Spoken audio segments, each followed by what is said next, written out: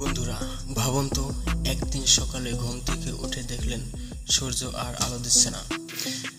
তাহলে পৃথিবীতে কি ঘটবে? প্রথম 8 মিনিটে কিছুই বোঝা যাবে না, কারণ সূর্যের আলো পৃথিবীতে আসতে প্রায় 8 মিনিট 20 সেকেন্ড সময় লাগে। তাই সূর্য নিভে গেলেও আমরা সঙ্গে সঙ্গে তা বুঝতে পারব না। এরপর পৃথিবী অন্ধকারে ডুবে যাবে। দিনের বেলাতেও রাতের মতো অন্ধকার নেমে আসবে। সৌরশক্তি উৎপাদন বন্ধ হয়ে যাবে। কয়েক ঘন্টার মধ্যে তাপমাত্রা কমতে শুরু করবে। একদিনের মধ্যে পুরো পৃথিবী বরফে পরিণত হবে না, কারণ সমুদ্র ও বায়ুমণ্ডলে কিছু তাপ জমা থাকে।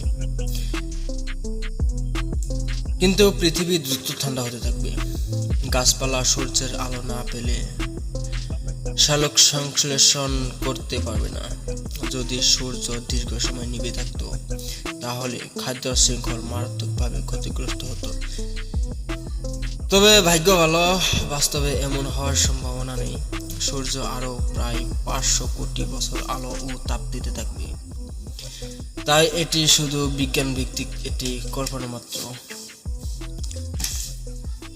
তো ঠিক আছে, থ্যাংক ইউ, ধন্যবাদ আপনাদের সবাইকে।